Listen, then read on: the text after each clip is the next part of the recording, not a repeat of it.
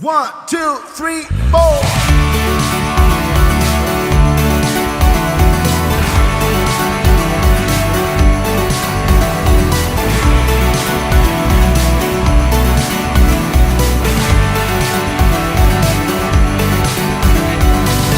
Seperti dari pagi, langkahku kau terangi, selalu sertai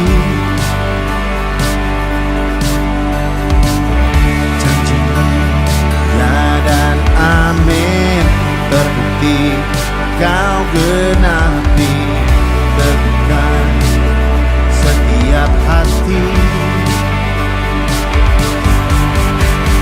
Yesus, padamu ku bersandar, janjimu yang setia sampai selamanya. Oh, oh.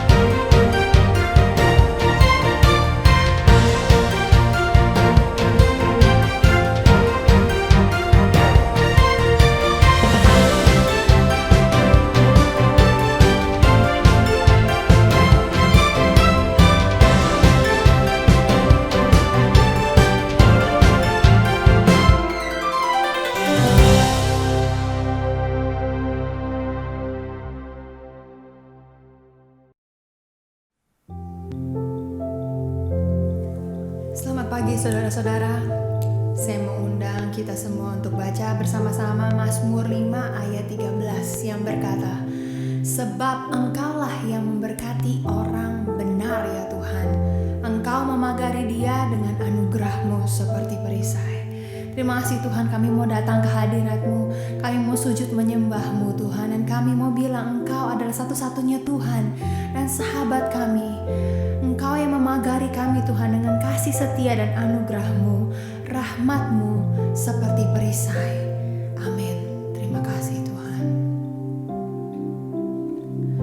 Saat ku datang di hadirat-Mu, ku sujud menyembah-Mu.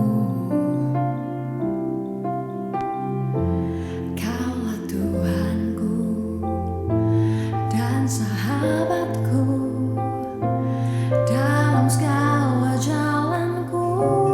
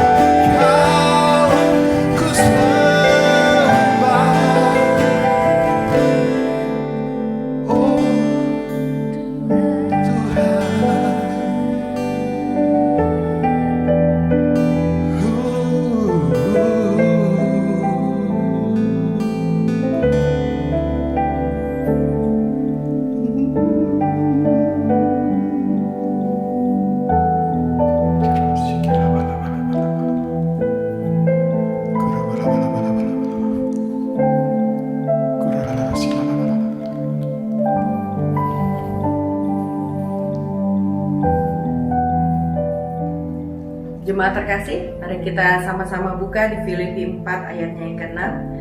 Janganlah hendaknya kamu khawatir tentang apapun juga, tetapi nyatakanlah dalam segala hal keinginanmu kepada Allah dalam doa dan permohonan dengan ucapan syukur. Mari kita mengucap syukur kepada Tuhan.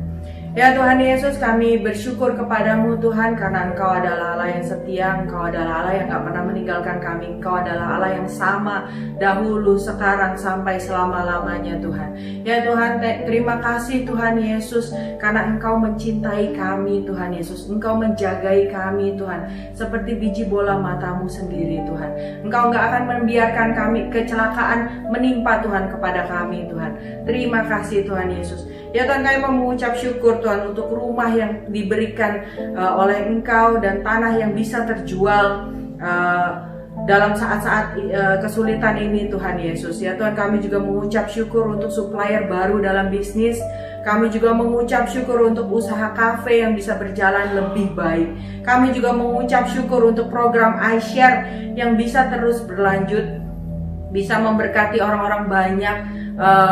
Dan kami juga mengucap syukur untuk iCare yang bisa menjadi wadah pertumbuhan jemaat, untuk kelas-kelas iGrow yang berlanjut sampai ke master class Tuhan. Ya Tuhan, kami percaya Tuhan, semua kelas-kelas ini gak akan sia-sia Tuhan Yesus. Semua firman yang ditaburkan akan menjadi our lifestyle Tuhan Yesus, dan kami akan menjadi rindu, semakin rindu dan semakin haus Tuhan akan firman-Mu Tuhan. Ya Tuhan, kami juga berdoa dan mengucap syukur untuk jemaat yang berulang tahun pada bulan Juni. Kami percaya Engkau yang berkati mereka lebih Tuhan Yesus, Engkau yang beri proteksi. Terima kasih Tuhan Yesus, kalau Engkau telah memberikan satu umur, bertambah satu umur di tahun ini Tuhan, dan masih bisa melayani-Mu, masih bisa hidup untuk melayani-Mu Tuhan Yesus. Terima kasih Tuhan. Ya Tuhan, kami juga mau berdoa Tuhan untuk pemulihan ekonomi, pemulihan keamanan dan persatuan Indonesia. Ya Tuhan, kami percaya Tuhan, tidak ada satupun hal yang bisa menghancurkan Indonesia Tuhan. Indonesia dalam tangan-Mu Tuhan, Indonesia dalam perlindungan darah-Mu Tuhan Yesus. Ya Tuhan, untuk ekonomi negara ini Tuhan, kami mau serahkan ke dalam tangan-Mu, agar semua bisa pulih kembali seperti sedia kala Tuhan. Ya Tuhan, kami juga mau berdoa Tuhan untuk ibadah online FGF Cirebon Tuhan. Ya Tuhan, ini bukan sekedar program. Kami percaya Tuhan, apa yang kami lakukan ini bukan hanya sekedar program, tapi kami ingin memberkati orang-orang banyak dimanapun mereka mendengarkan ibadah online ini, di kantor, di rumah, di kendaraan mereka, ataupun mereka lagi menunggu sesuatu dan mereka buka online ini Tuhan. Ya Tuhan, kami percaya Tuhan, mereka bisa mendapatkan firman-Mu, rema baru, hikmat baru, untuk yang bisa merubahkan hidup mereka Tuhan, agar bisa menjadi serupa dengan Engkau. Terima kasih Tuhan Yesus, semua doa-doa kami ini kami mau tutup bungkus di dalam tangan-Mu Tuhan Yesus. Terima kasih Tuhan, dalam nama Tuhan Yesus kami berdoa. Amin. Pagi semua jemaat yang dikasihi Tuhan, senang rasanya bertemu kembali melalui ibadah online ini. Dan sebelum kita mulai dan menerima berkat, mari kita beri senyum dan pelukan yang terbaik buat keluarga yang di samping kita, buat pasangan kita, buat anak-anak kita. Berkati mereka, karena hari ini pun kita akan diberkati melalui firman Tuhan. Dan saya percaya bahwa hari ini adalah hari yang baru. Dan bicara soal hari yang baru, di mana hari ini pun, di minggu ini pun kita akan mengakhiri daripada perjalanan kita selama 2 bulan bicara tentang iman. Dan ada cerita yang sangat menarik yang akan saya bawakan pagi ini. Mari kita buka di Markus 8 ayat 22 sampai 25. Dikatakan bahwa saat itu kemudian tibalah Yesus dan murid-muridnya di Betsaida, sebuah kota kecil di timur daripada Danau Galilea. Di situ ada orang membawa kepada Yesus seorang buta, dan mereka memohon kepadanya supaya ia menjamah dia. Kemudian Yesus memegang tangan orang buta itu dan membawa dia keluar kampung. Lalu ia meludahi mata orang itu dan meletakkan tangannya di atasnya dan bertanya, "Sudahkah kau lihat sesuatu?" Ayat 24. Orang itu memandang ke depan lalu berkata, "Aku melihat orang, sebab melihat mereka berjalan-jalan, tapi tampaknya seperti pohon-pohon." Ayat 25 katakan Yesus meletakkan lagi tangannya pada mata orang itu. Maka orang itu sungguh-sungguh melihat, dan telah sembuh, sehingga ia dapat melihat segala sesuatu dengan jelas. Luar biasa sekali cerita di sini. Kita percaya bahwa Tuhan yang kita baca, yang Tuhan yang kita punya di Alkitab kita adalah Tuhan yang selalu menyelesaikan. Dia tidak pernah melakukan sebagian atau separuh. Dia akan menyelesaikan apa yang dia mulai. Dia menyelesaikan apa yang dia sudah mulai pada permulaan. Ketika dia menciptakan dunia ini, dia mulai dengan suatu niat. Dia menyelesaikannya dengan luar biasa. Semua niat-niat yang Allah punya ini ada di dalam kehidupan kita. Dan ketika dia bentuk dunia ini, kita tahu di dalam kitab Kejadian, pada hari pertama, hari kedua, hari ketiga, dia selalu bilang bahwa everything is so good. Tapi dia tidak pernah berhenti, karena dia pengen dia menyelesaikan semuanya sampai akhir daripada semuanya.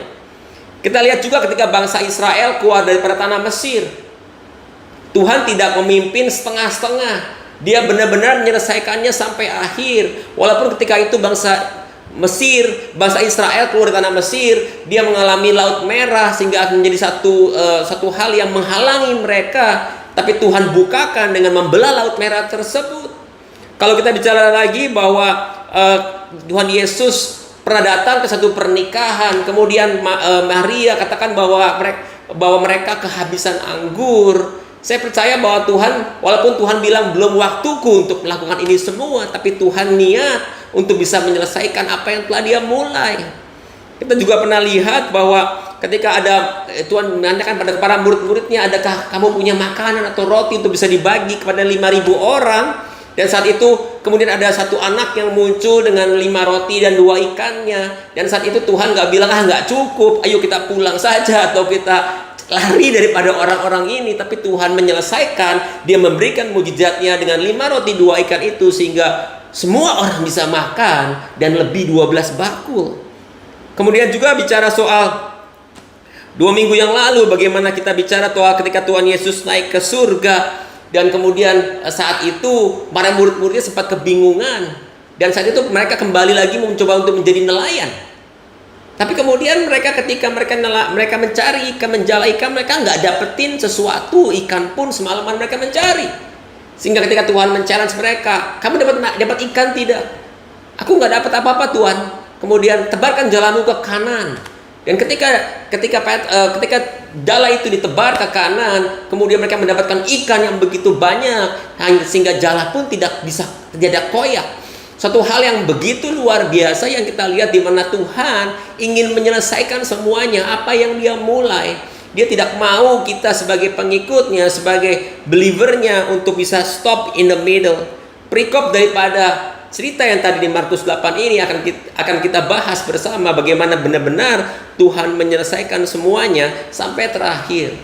Sehingga saya ingin memberikan title daripada apa yang saya bagikan pagi ini adalah Finishing the Faith, atau bagaimana kita bisa menyelesaikan iman kita sampai terakhir.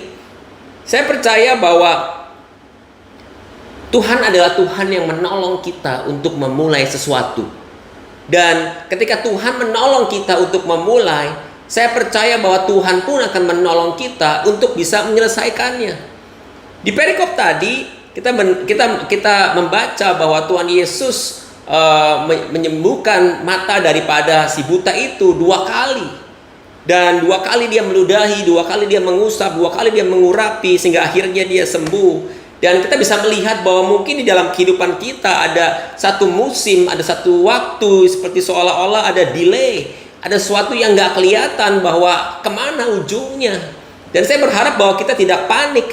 Kita juga tahu bahwa kita mau selesai dengan baik. Dan saya percaya bahwa untuk bisa selesai dengan baik, pasti ada level atau stage-nya untuk kita bisa selesai dengan baik. Dan saya percaya Tuhan yang di Alkitab, Tuhan yang kita baca di Alkitab adalah Tuhan yang akan kita dapatkan dalam kehidupan kita. Tuhan yang akan memimpin kita sehingga kita bisa selesai sampai terakhir. Dan saya percaya kalau Tuhan adalah Tuhan yang menyelesaikan, kita pun harus punya iman untuk bisa selesai di dalam segala perkara yang Tuhan beri di dalam kehidupan kita. Buta atau blindness, di dalam artinya adalah satu state of condition, being unable to see because of injury, because of disease, because of condition. Yang akhirnya leading cause of blindness in the, atau juga leading cause of elderly, orang-orang tua. Kemudian terjemahan yang kedua adalah lack of perception, awareness, or judgment, ignorance. This policy is based on willful blindness to economic reality, menurut terjemahan daripada Webster. Banyak orang yang dibutakan karena tidak bisa melihat, tidak bisa aware dengan situasi yang ada. Secara fisik dia bisa melihat. Ada dua terjemahan. Dan kalau kita lihat di dalam kehidupan kita, bahwa memang dalam kehidupan kita ini kita butuh sebuah, untuk kita bisa masuk ke dalam kita stage berikutnya dan berikutnya dan berikutnya, kita butuh yang namanya visi. Butuh satu yang kita lihat. Mungkin yang kita lihat tidak benar-benar jelas, tapi visi atau vision yang Tuhan kasih di dalam kehidupan kita bisa melalui kehidupan kita sekarang, ataupun melalui Alkitab, melalui ayat-ayat, melalui perikop yang kita baca, bisa memimpin kita untuk apa sih yang sebenarnya Tuhan ingin berikan dalam kehidupan kita. Saya percaya sebuah visi adalah sebuah gambaran tentang sesuatu yang belum kita dapatkan, atau kita lalui tapi ingin kita dapatkan. Itu adalah satu visi daripada Tuhan yang menjadikan satu bukti daripada janjinya Tuhan. Dan mungkin juga kalau kita bisa bicara soal film, banyak kita bisa melihat ada sneak preview dari sebuah film. Saya percaya itu adalah satu visi yang supaya sang penonton atau calon penonton bisa melihat, film ini sangat menarik, sangat luar biasa. Kemudian pastinya kalau kita ngelihat sneak preview, nggak mungkin sampai selesai. Hanya cuplikan daripada sebagian daripada film itu yang begitu luar biasa, yang sehingga bisa menarik daripada calon penonton. Dan kalau yang saya lihat di dalam kehidupan kita ini, saya percaya bahwa kita diberikan visi-visi atau sneak preview daripada Tuhan kepada kehidupan kita.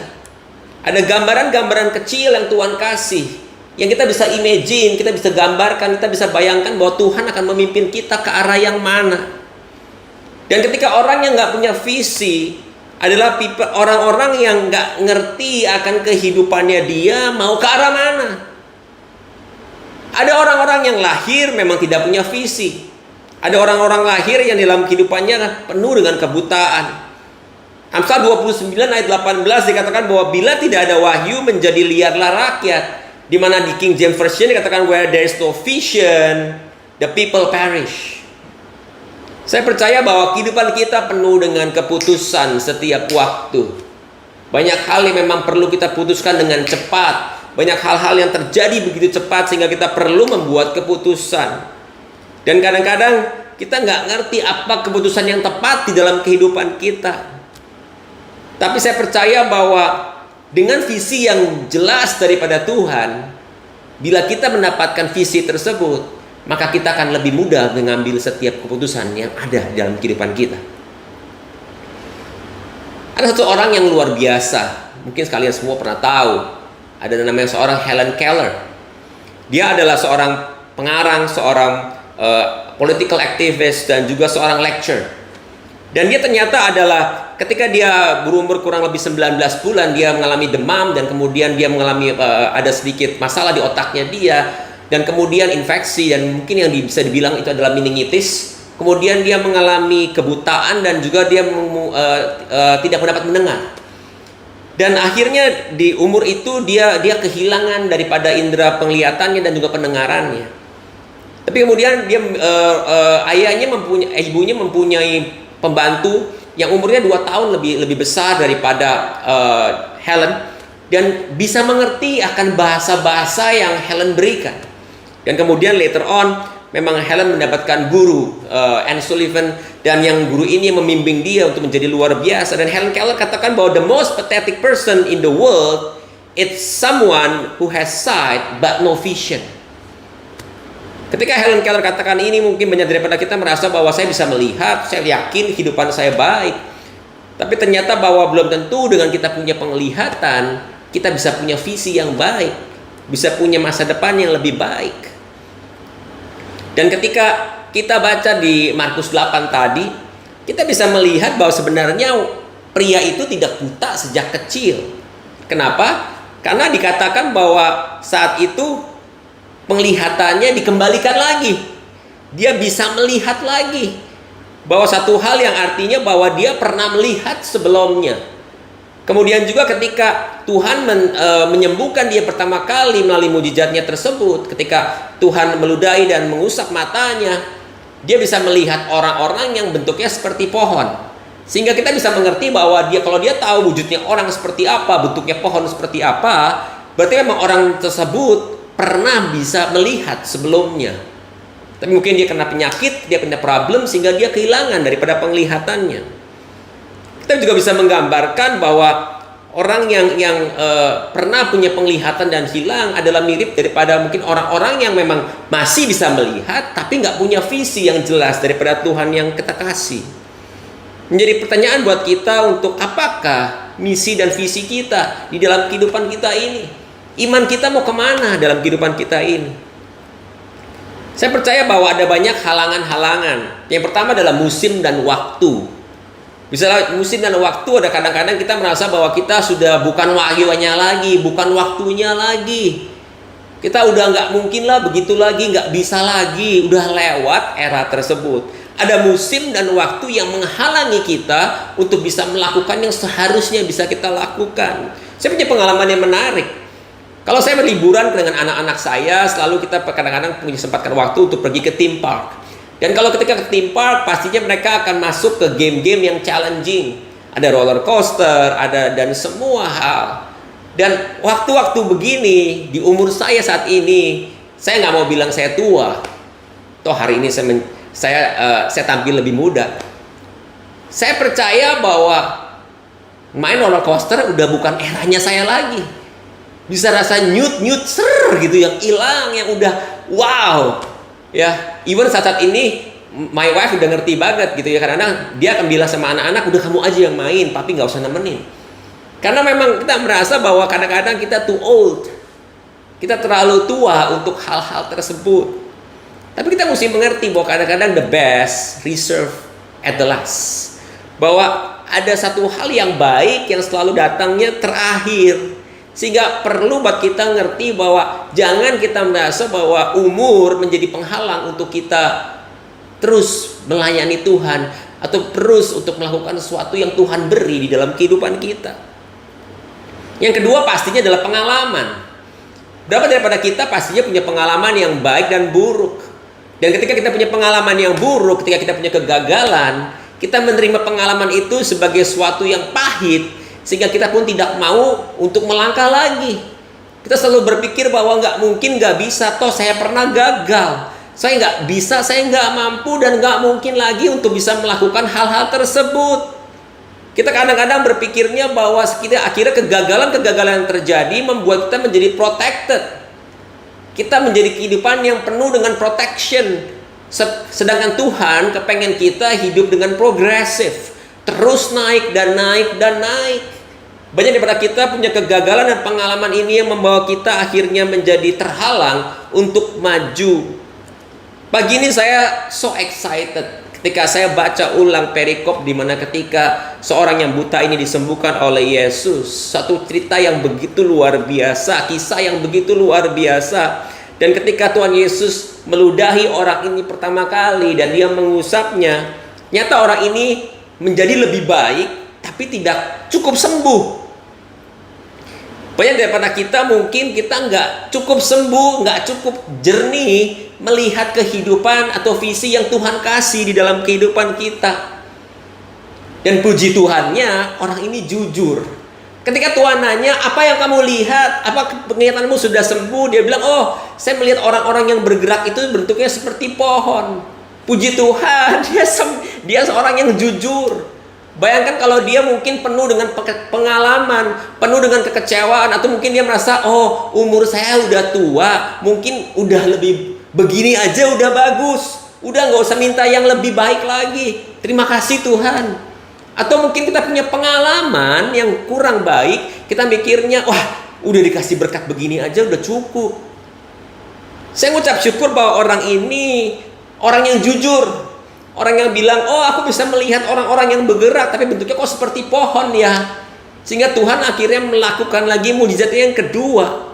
Dan Dan saya percaya bukan artinya Tuhan itu gagal, tapi memang untuk proses sampai ke final selalu ada steps dan langkahnya yang terjadi. Mungkin ada sedikit delay, ada sedikit waktu yang perlu ditunggu. Dan kalau kita melihat itu ketika Tuhan Yesus meludahi mata dan mengusapnya, saya percaya bahwa ada transfer DNA yang diberikan oleh Tuhan kepada orang tersebut. Dan saya percaya kalau ketika kita menerima Tuhan di dalam kehidupan kita, ada transfer dari DNA yang Tuhan beri buat kita, sehingga kita bisa melihat lebih baik karena kita punya Tuhan yang besar yang berjalan bersama kita. Saya percaya bahwa penting buat kita untuk bisa welcome terus Tuhan untuk involve di dalam segala decision yang kita buat. Apakah engkau cukup nyaman untuk bilang sama Tuhan Yesus your stage that you're facing now? That's a question. Do you feel comfortable enough to tell Jesus about your situation? Apa kita cukup yakin untuk kita mengaku, Tuhan aku gagal, Tuhan aku butuh bimbingan daripada Engkau, kemana aku harus melangkah, apa yang aku harus lakukan, instead of, oh Tuhan aku tahu semuanya, Engkau nggak perlu lakukan apa-apa, Engkau hanya duduk diam di corner, mungkin hari Minggu nanti kita akan sama-sama memuji dan menyembah Engkau di gereja atau di rumah secara online.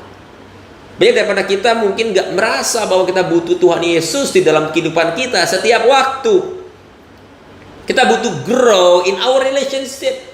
Kita butuh terus bertumbuh waktu demi waktu. Kita nggak bisa terus sama dari kemarin sampai sekarang. Dan saya percaya bahwa kalau kita percaya dengan Tuhan, maka situasi yang ada sekarang tidak membuat kita stop untuk bergerak, tapi terus melihat bahwa Tuhan kasih challenge, kasih tantangan untuk terus kita naik dan bukan turun. Sehingga ketika semua keputusan yang kita ambil, saya percaya adalah keputusan berdasarkan daripada wisdom yang Tuhan beri.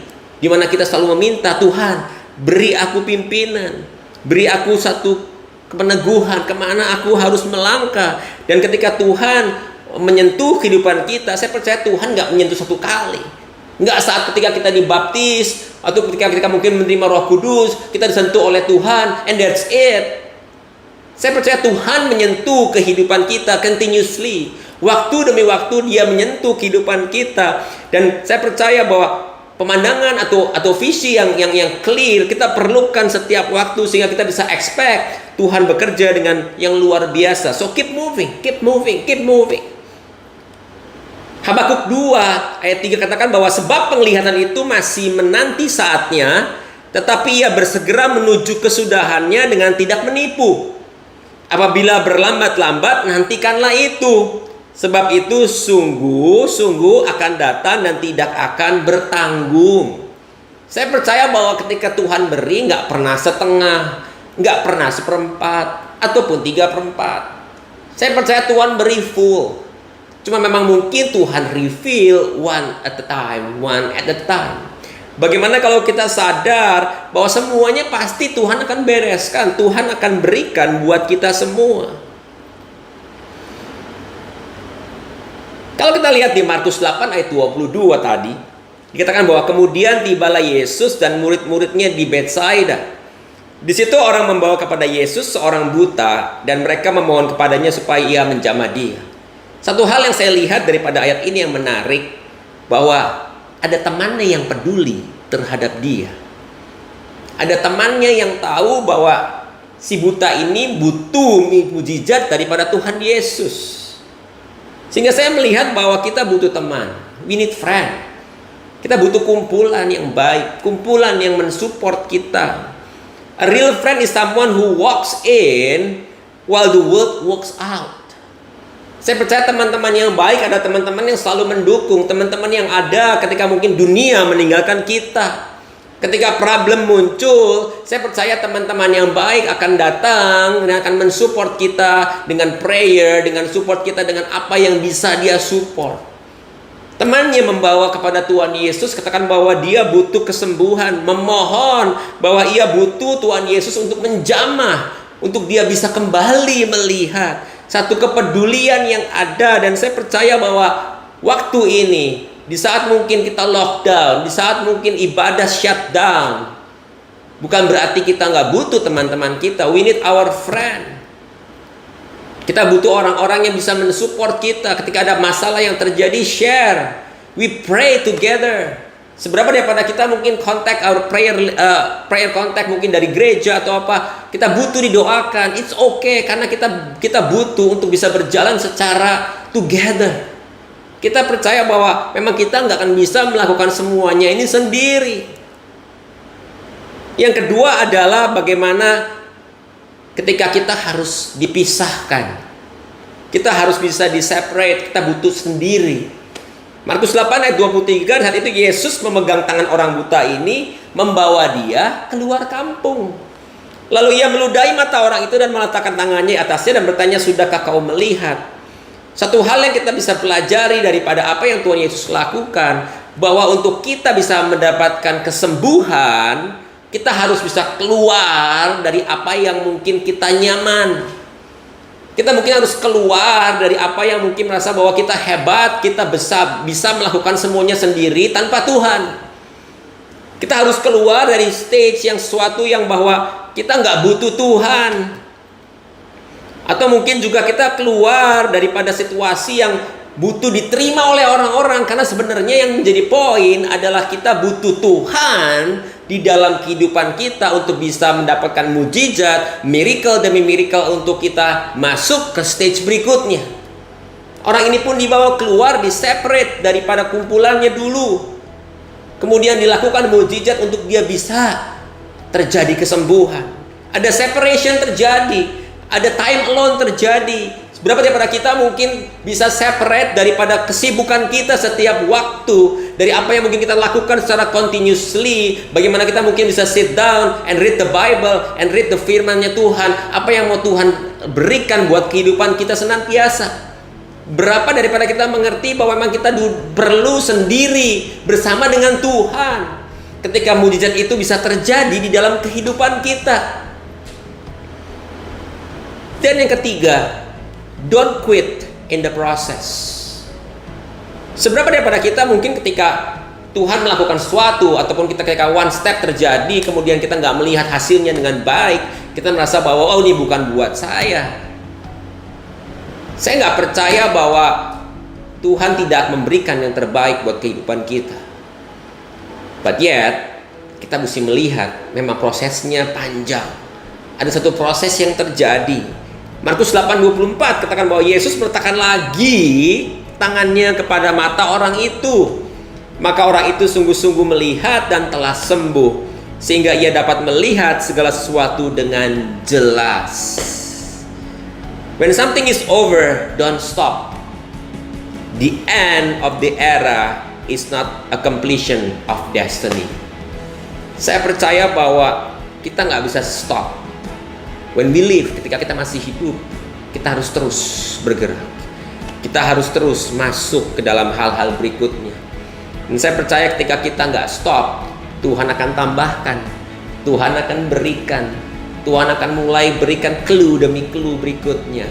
Visi yang mungkin dari awal kelihatannya blurry, akan Tuhan mulai perjelas dan perjelas dan perjelas. Dan saya percaya bahwa kalau kita bisa melakukan semuanya dengan baik, saya percaya hasilnya pun baik. Tapi kalau kita melakukan yang baik, kemudian terjadi hal yang seperti tidak kita expect, satu hal yang lumrah. Kita kepengen semuanya baik, kita sudah berusaha dengan keras, tapi mungkin orang juga tidak memberikan respon yang baik yang seperti kita harapkan, sehingga kadang-kadang kita pun menjadi patah arang. Saya percaya bahwa kita nggak bisa melihat the process daripada akhir hanya melalui apa yang terjadi saat ini. Galatia 6 ayat 9 katakan, let's allow ourselves to get fatigue doing good. Let's not allow ourselves to get fatigue during doing good. At the right time we will harvest a good crop if we don't give up or quit. Ketika dituliskan dalam Alkitab, ada artinya bahwa banyak orang yang quit or give up. Banyak orang yang merasa capek. Banyak orang yang gak ngertiin gua. Banyak orang yang gak mau kok harusnya begini. Mungkin pasangan kita kepengen kita punya pasangan yang bisa mensupport Tipa and yet sampai ke rumah kita bukan mendapatkan support tapi mendapatkan celaan. Atau mungkin ketika kita ke kantor, kita berharap bahwa kita punya bos yang mengerti, bahwa mengapresiasi pekerjaan kita. And yet, ketika sampai ke kantor, bos selalu bilang bahwa kamu nggak lakukan good enough. Saya percaya bahwa memang kalau memang kita belum melakukan good enough, kita have to learn untuk melakukannya better. So let's not allow ourselves to get fatigue, supaya kita nggak gampang patah arang. Karena memang belum saatnya, dan nanti ada waktunya kita bisa melihat bahwa ada harvest yang Tuhan beri. So every time ketika ada kesempatan, ayat 10, let us work for the benefit of all. Benefit of all, bukan berarti benefit just for us, tapi benefit for everybody, starting with the people closest to us in the community of faith. Saya berharap di COVID-19 ini kita mulai terus berubah pemikiran kita. Di minggu terakhir kita bicara soal iman, kita berubah. Kita bisa melihat memang Tuhan sedang membawa kita ke satu era di mana mungkin kita harus slow down, harus keluar dari kesibukan kita. Dan kalau mungkin visi-visi kita kemarin belum clear, Tuhan akan berikan mujizat-mujizat berikutnya supaya visi kita clear. Kita be honest, kita confess sama Tuhan bahwa memang Tuhan belum clear nih visinya. Aku butuh bimbingan daripada Engkau, aku butuh tuntunan daripada Engkau, kemana aku harus melangkah, apa yang aku harus lakukan. Dan ketika kita be honest, ketika kita juga nggak quit, saya percaya bahwa prosesnya akan continue. Ada proses yang akan continue and continue. Saya berharap pagi ini kita semua bukan hanya dimotivasi, tapi bagaimana kita kembali ke dalam apa yang harus kita lakukan sebagai dasar fondasi di dalam kehidupan kita. Doa-doa kita, the Bible that we read, apa yang kita baca di dalam Alkitab tentang Allah kita itu adalah Allah yang akan kita semua dapatkan. Dia adalah Allah yang memulai, dia adalah Allah yang juga akan menyelesaikannya. Dia Alpha and the Omega. Dia bukan Allah yang setengah-setengah, seperempat atau 3/4. No, dia adalah Allah yang akan melakukan semuanya. Even maju berperang, maju di depan kita, dan semua musuh dikalahkan. Dan saya percaya itu akan terjadi pada saya dan saudara mulai hari ini. Kalau kita mulai mempraktekkan setiap firman Tuhan kita dapatkan, ketika kita berserah, kita ngerti bahwa memang Tuhan punya rencana. Give the vision. Ketika kita diberi visi oleh visi untuk terus maju, saya percaya bahwa Tuhan akan terus maju. Terus semangat, jangan pernah patah arang, jangan pernah merasa nggak mungkin. Equip, learn every day. Saya pun tiap hari masih belajar. Saya berasa tiap hari masih perlu untuk mencari, belajar sana sini, baca sana sini, karena saya merasa bahwa memang saya nggak cukup pintar, saya nggak cukup baik, karena memang saya perlu dibimbing terus. Dan saya percaya bahwa kita akan terus ditambah-tambahkan. So happy Sunday, keep motivate, keep learning. In this last Sunday of faith, we use our faith. Kita gunakan iman kita ini untuk sesuatu yang belum kita lihat, karena kita tahu bahwa Tuhan akan berjalan bersama kita, even di depan kita. Kita pun tidak akan bisa terantuk, kaki kita tidak akan luka, karena Tuhan akan terus berjalan bersama dengan kita. Amin. Tuhan berkati. Happy Sunday. Dan untuk mengakhiri hari ini, mari kita terima doa berkat daripada Tuhan. Apabila engkau baik-baik mengenakan perintah daripada Tuhan Allahmu pada hari ini, biarlah segala berkat akan datang kepadamu dan menjadi bagianmu. Engkau akan diberkati ketika engkau masuk dan ketika engkau keluar, ketika engkau di kota dan diberkati ketika engkau di ladang, dan engkau diberkati buah kandunganmu dan semua hasil apa yang kau lakukan, sehingga perbendaharaannya dari langit akan melimpah dan akan dibukakan. Dan Tuhan akan maju sendiri berperang melawan setiap musuh-musuh yang kau punya, sehingga mereka semua akan terpukul kalah. Tuhan akan mengangkat engkau menjadi kepala dan bukan menjadi ekor, dan engkau akan terus naik dan bukan turun. Dan kiranya kasih anugerah dan damai sejahtera bersama dengan kita mulai hari ini sampai Maranatha. Tuhan Yesus memberkati. Happy Sunday. God bless you. See you again next week. Yang belum subscribe, please subscribe our channel. Keep being a blessing di orang-orang sekitar kita. Kita percaya bahwa kita berada untuk terus bisa memberkati di dalam hadiratnya. Amin.